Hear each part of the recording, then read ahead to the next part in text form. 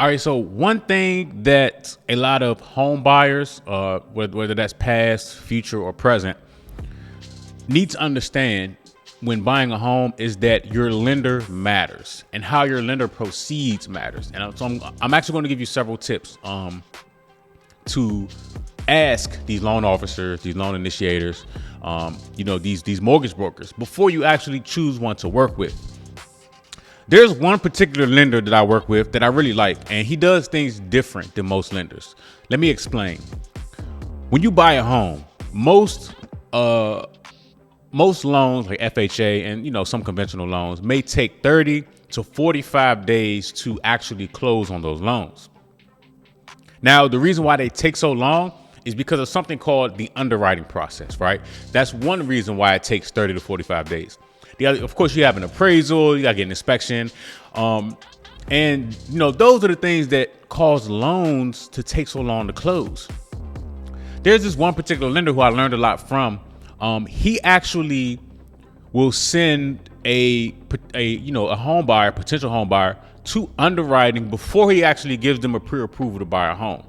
Now, 99.9% of lenders will just do a basic credit check and, look at your basic finances and give you an approval based on that and say, hey, go shopping for a home.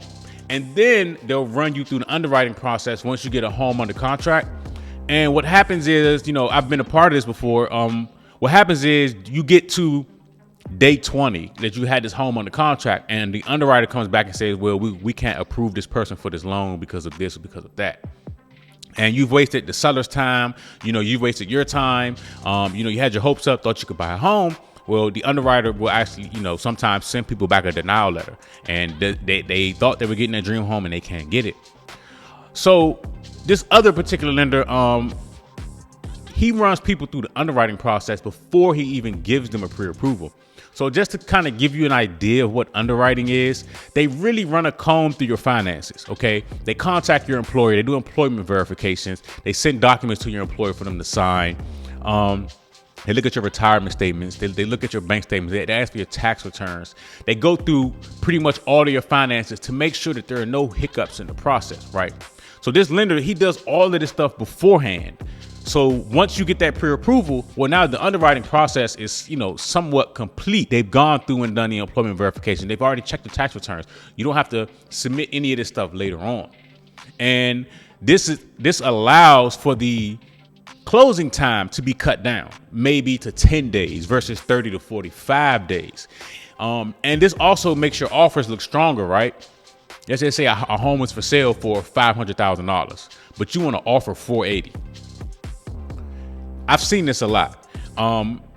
You'll have another buyer that will offer the $500,000, boom, but they can't close for 30 to 45 days. Your offer comes in at $480,000, but you can close next week, right? Most sellers, not all, but most are going to take that lower offer to get their money faster.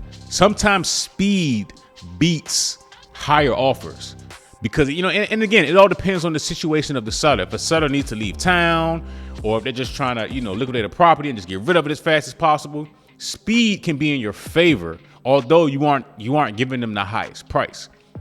And a lot of buyers don't really know this. So if you're somebody that's shopping for a mortgage, the question that you should ask the lenders, okay, what's your average close time? How fast can you close on a mortgage? Whether it's FHA, conventional, VA, whatever it is, how fast can you close?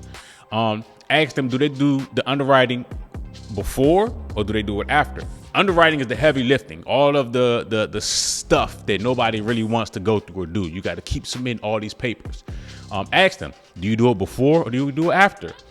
And if they say, oh, I do it before, okay, well, after the underwriting process is done, most of it, of course, they really need a ratified contract with the actual numbers to really tighten things up. But if the majority of the heavy lifting has been done in the beginning, okay, well, what's your close time after that?